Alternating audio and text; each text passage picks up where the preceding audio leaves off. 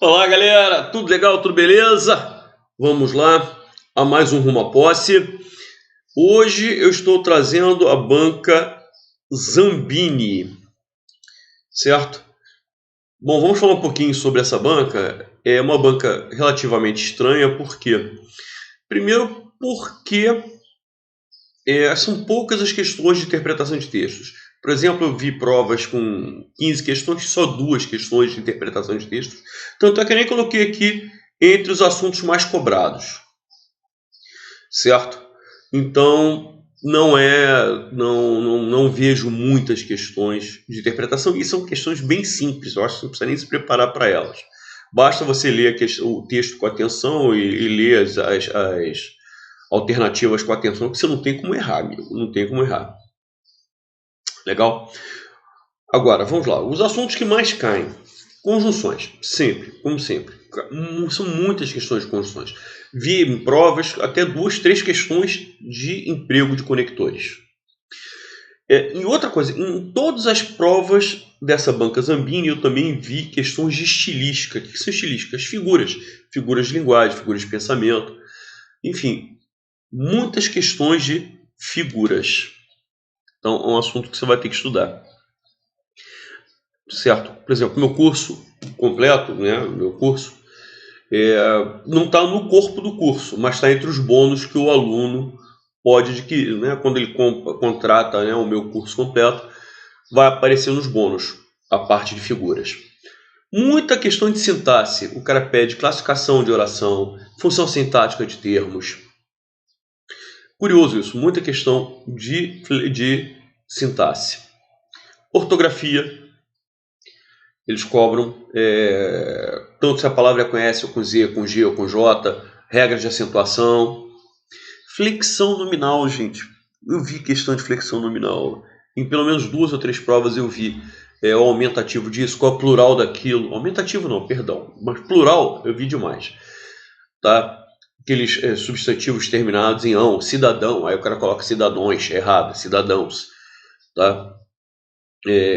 Às vezes aumentativo e plural, aumentativo não, plural e diminutivo ao mesmo tempo. Por exemplo, limão, aí você passa para o plural, limões, certo? Pega esse S e joga para o fim, aí fica limõezinhos. Então, o sufixozinho vem parar aqui. Então, primeiro você tem que passar para o plural, pegar o S, jogar para o fim e inserir o sufixo que tem valor, né? Um sufixo diminutivozinho no meio. Tá? Flor, mesma coisa. Você passa para o plural, flores. Aí pega o S e joga para o fim, fica florezinhas. Que flor é feminino, então ficou florezinhas. Então, primeiro passo, passa para o plural, joga o S para o fim e você vai colocar o sufixozinho ou zinha no meio. Beleza? Ótimo. Flexão verbal. Flexão verbal, que eu vejo cair, é a identificação do tempo do verbo, basicamente. Do tempo do verbo e a pessoa, né? Então, esse verbo aqui está em que tempo? Está no pretérito perfeito, no pretérito imperfeito, no presente cativo, no presente subjuntivo, no pretérito imperfeito subjuntivo. Então, identificação de tempos verbais. Questão de vozes verbais. Vi. Não foram muitas, mas vi. O cara coloca a frase em voz ativa e pede para você fazer a transcrição em voz passiva. Crase, colocação pronominal, concordância e pontuação. Engraçado, eu não encontrei questão de regência. Mas eu colocaria como um assunto possível de eles cobrarem, já que eles cobram crase, já que eles cobram concordância, pontuação, que são o que eu chamo de aplicativos de língua, que fazem com que a frase esteja certa ou errada, né? Regência é um assunto muito provável que eles venham a cobrar também. Então, possivelmente, eles venham a cobrar regência em outros concursos, por uma questão de lógica, né? Enfim, eu trouxe 3 questõezinhas para a gente avaliar, né? É uma banca que trabalha muito no interior de São Paulo. Engraçado, eu peguei duas questões de guarda municipal. Numa cidade, guarda municipal é nível superior, na outra é nível médio. Isso é curioso pra caramba, né? Como eu falei, é um assunto que eles cobram demais, demais, demais. É a parte de figuras de linguagem, certo? A parte de figuras. Gostava de ler, aqui, né, parte de figuras, estilística. Gostava de ler Machado de Assis. Na realidade, você não está lendo um Machado de Assis. Você está lendo a obra de Machado de Assis. Você está lendo os livros de Machado de Assis.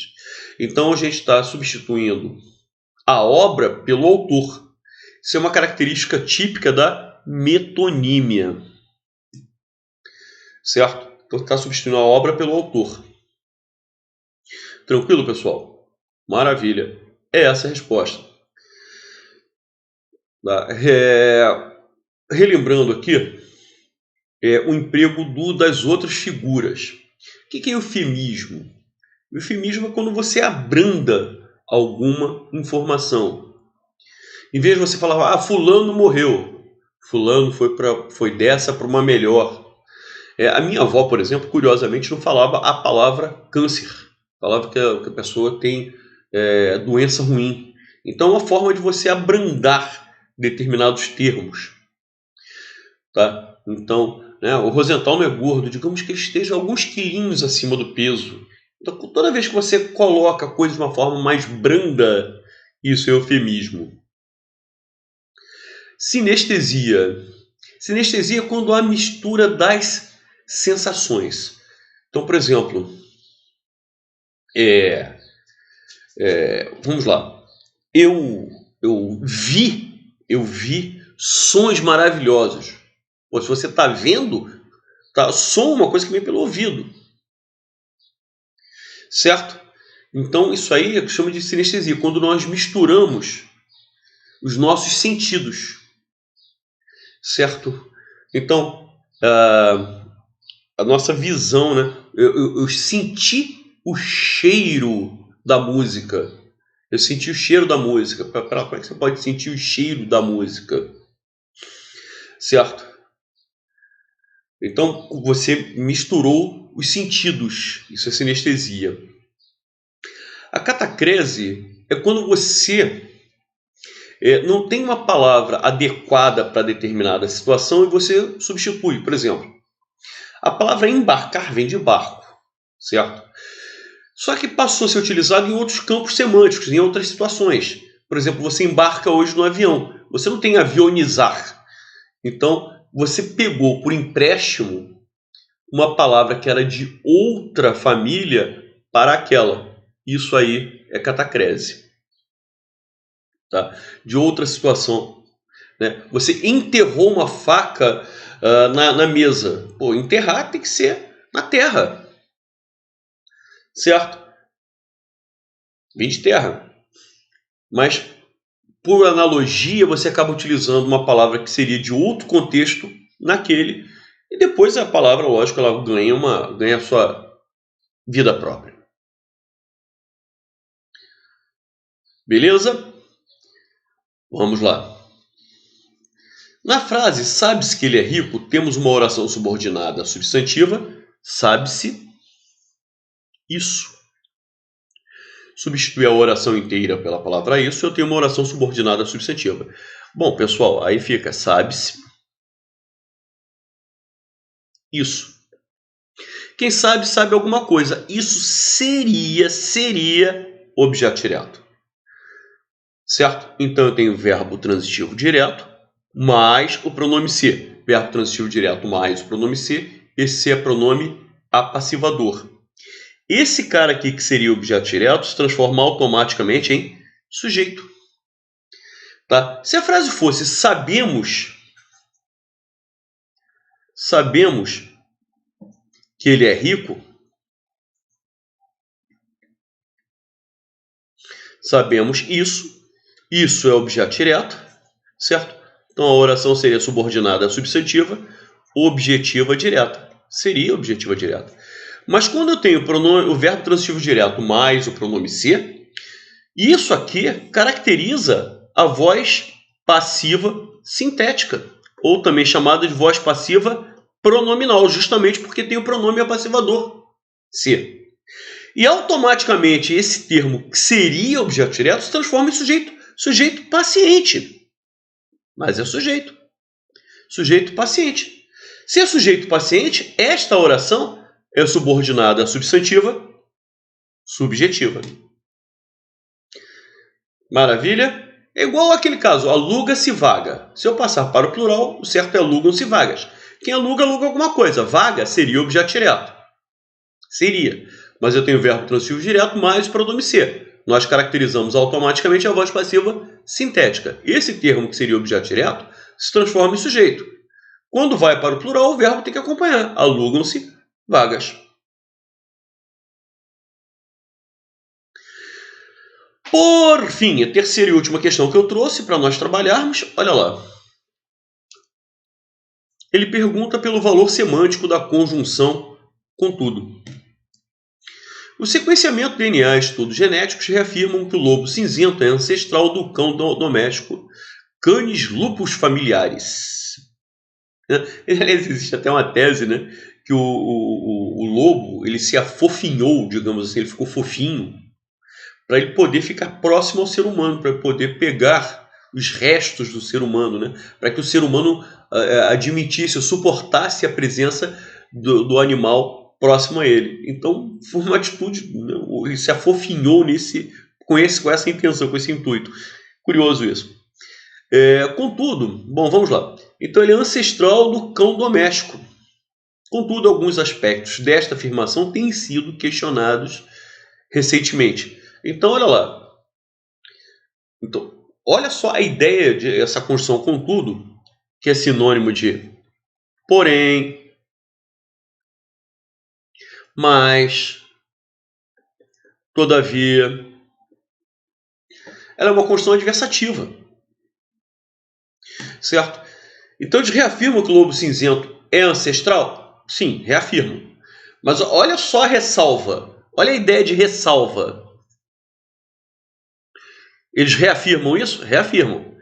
Mas alguns aspectos têm sido questionados, ou seja, mas nem tudo que foi falado anteriormente está perfeito. Eles questionam algumas coisas.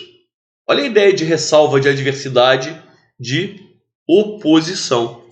A conjunção adversativa estabelece justamente essa ideia de adversidade, de contrariedade, de oposição, de contraste. Certo? Então, oposição. Às vezes eles classificam a conjunção. Conjunção coordenativa adversativa. Ou às vezes eles classificam a oração que é introduzida por essa conjunção. Uma oração coordenada adversativa. Beleza. Às vezes, eles perguntam pelo valor semântico. E o valor semântico você pode utilizar a palavra adversidade ou outras palavras que estejam no mesmo campo semântico. Oposição, contraste, cai muito em prova, ressalva, tá? Contraposição. E assim vai. Beleza, pessoal? Então, com essa questãozinha aqui, nós encerramos mais um Rumo à Posse. Olha que coisa linda. Quinta-feira nós temos a nossa live, nossa tradicionalíssima live. Certo? E na próxima terça-feira, novamente o Rumo à Posse. Pessoal, façam um favor de dar o seu like aí bacana e ajudarem a divulgar o nosso trabalhinho, né? Para que eu possa oferecer cada vez mais coisas para vocês. Beleza, galera? Muito obrigado aí pela presença de vocês. Um grande abraço e até a próxima!